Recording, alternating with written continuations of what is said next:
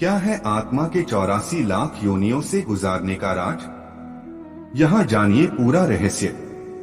इस पृथ्वी की संरचना एक ऐसी तूलिका से हुई जिसने इसे एक विशेष ग्रह बना दिया। सार्वभौमिक सत्ताशीन परमपिता ने इस पृथ्वी के चित्र को रंगों से परिपूर्ण करने हेतु 84 लाख योनियों का विस्तार किया। सर्वश्रेष्ठ कृति की उपाधि मानव जाति के हाथ में आ गई। हम सभी ने अपने जीवन में कभी ना कभी कुछ जानकारों या विशेषज्ञों को 84 लाख योनियों का जिक्र करते तो सुना ही है। कई लोगों के अनुसार 84 लाख योनियों के बाद हमें मनुष्य जीवन मिलता है, जिसके चलते मनुष्य को अच्छे कर्म कर उसका सदुपयोग करना चाहिए।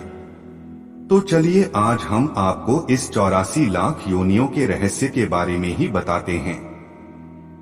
वीडियो में आगे बढ़ने से पहले हमारे YouTube चैनल जीवन ज्ञान संगम को लाइक सब्सक्राइब करें और कमेंट में जय श्री राम लिख दें। 84 लाख योनियों का प्रमाण हमें पद्म पुराण के एक श्लोक में मिलता है।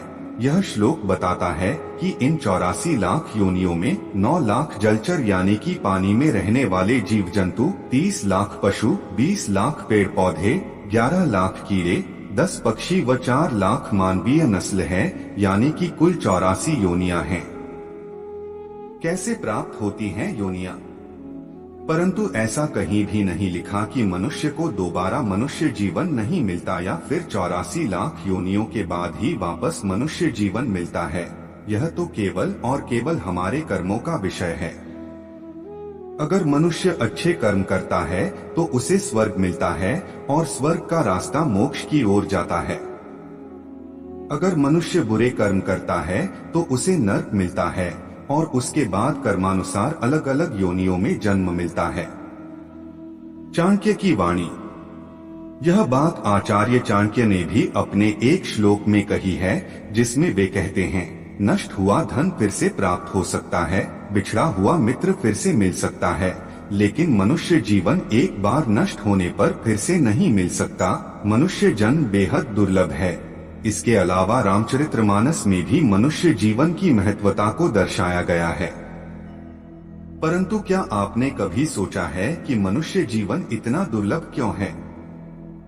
क्यों है मनुष्य जीवन दुर्लभ? ऐसा इसलिए क्योंकि 84 लाख योनियों में से केवल मनुष्य के पास ही दिमाग यानी सोच समझकर काम करने की क्षमता है। उसे अच्छे बुरे की समझ है।